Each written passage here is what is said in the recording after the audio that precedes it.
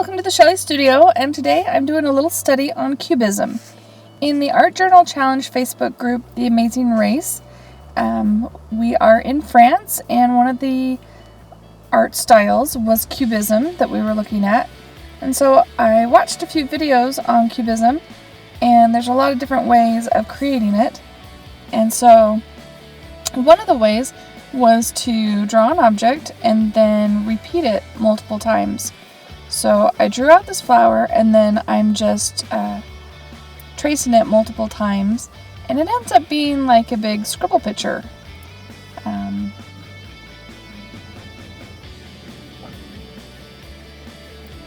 So I do crop this a little bit so you don't watch me trace every single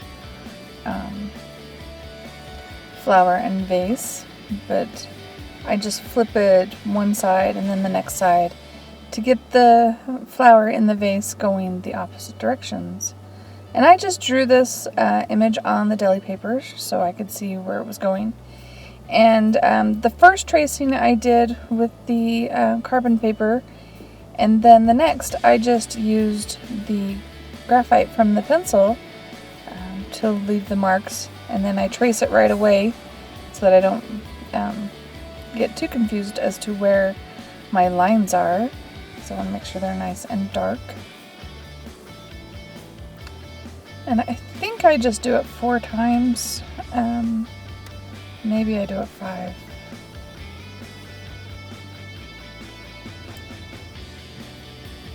Anyway, can you see the scribble picture effect starting to happen where all the lines are intersecting?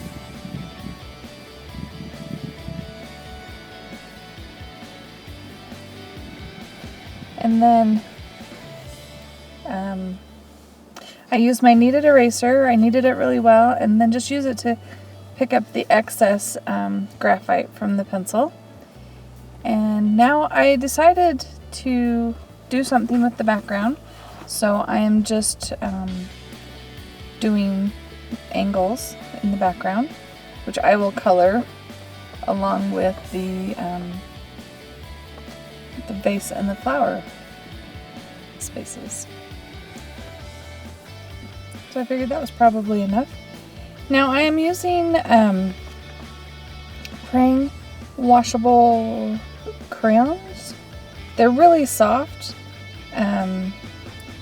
When I started, I hadn't decided what medium I was going to use, and so I decided to use that. And I tried the Q-tip. It just fell apart. There's too much drag. In fact, I gessoed this paper before I started because I had gotten paint on it, and so I wanted to cover that up. But the rough paper was really hard to get smooth drawing with these crayons. So I used the brush, and this is a really stiff brush with water, a little bit of water to kind of smooth out the areas. And you can see where I go over the edge. I try to wipe it back with a baby wipe. It doesn't work 100%, but it helps a little bit. And I picked greens and yellows for the stems and leaves.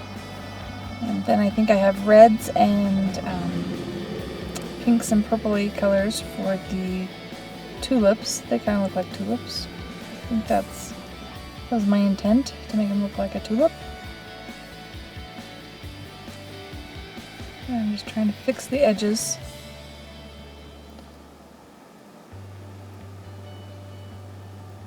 I think if I did this again, I would either use colored pencils or watercolors, or just sketch it in black and white. It was really hard to keep the lines nice and crisp, so I have to go back in the end and fix that. So now we're working on the tulips. I'm trying not to have the same color touch, just like, I don't know if you've ever played with the scribble pictures where you scribble a bunch and then you just fill in all the spaces with color.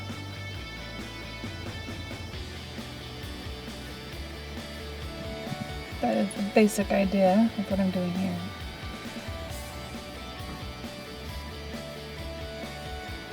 I had to get a little bit smaller paintbrush to get these little areas.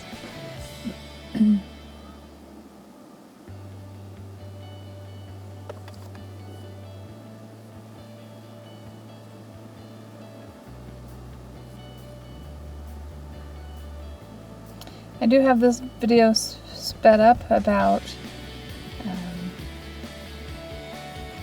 8 times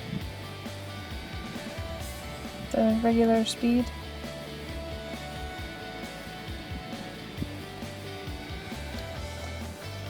Because it was kind of a long process trying to fill in all those little spots and then wash them all down with a wet paintbrush.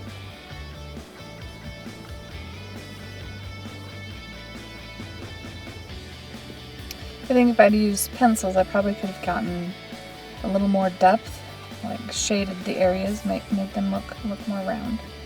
It was really hard to control the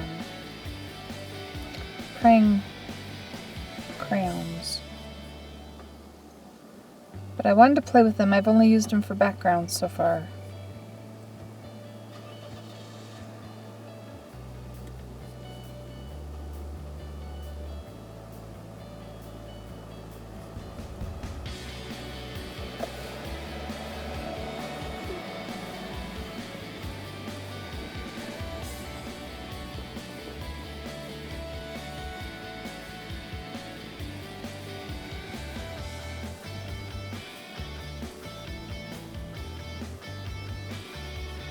And you can see there, I was trying to wipe up edges and I kind of messed it up, so the glass of the vase gets to be a little pinkish red there.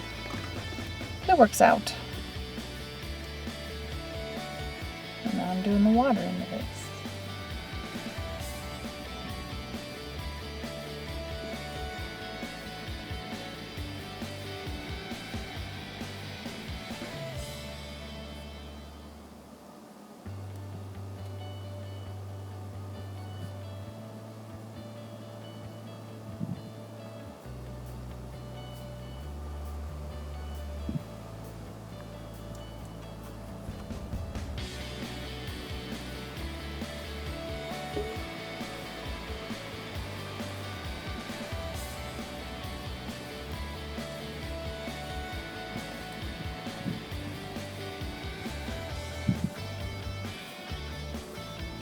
Another thing I might do differently if I did it again was the background. I think I would have still done the angle shapes, but I might not have made them the same colors as everything in the foreground. Not that I had a lot of colors to choose from. It's a very limited group of those washable crayons, but if I had done watercolors, maybe just doing it a different shade or doing it all one color in different different hues, different levels of light and dark.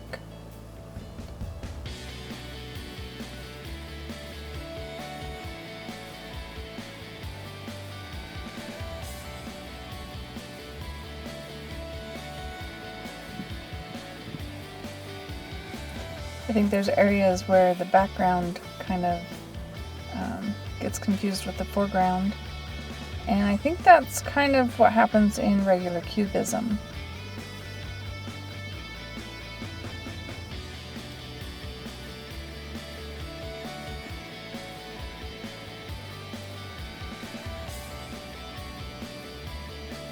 When I think of Cubism, I think of, what is his name, Marcel Duchamp, and his nude descending a staircase. And it looks kind of like C-3PO descending a staircase, but I think it's pretty cool.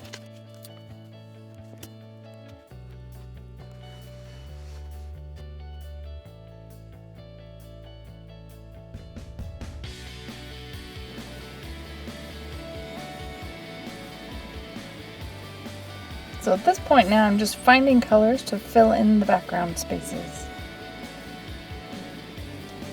So I put yellow everywhere I could without touching another yellow.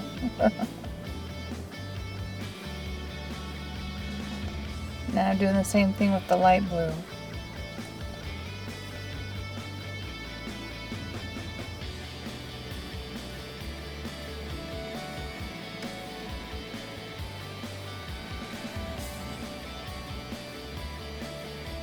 ends up being a little blue-green, but I'm okay with that.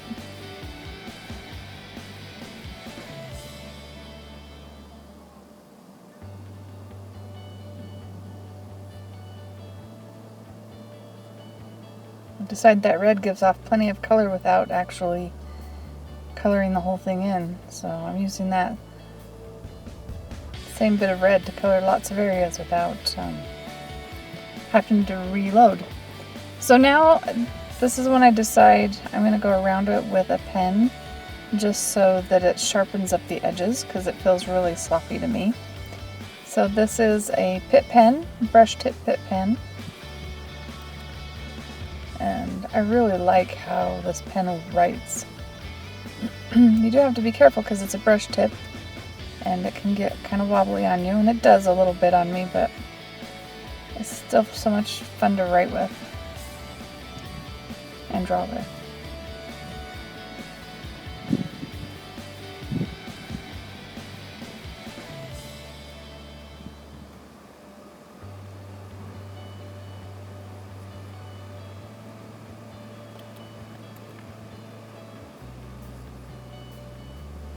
Now I'm looking at that going, where are my lines? I put a lot of lines in that little area.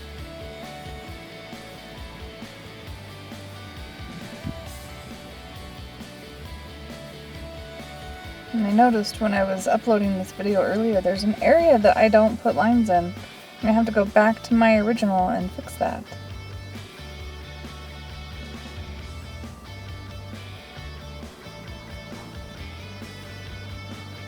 But there were so many areas, it was really hard to find them all, where all the lines intersect, their colors intersect.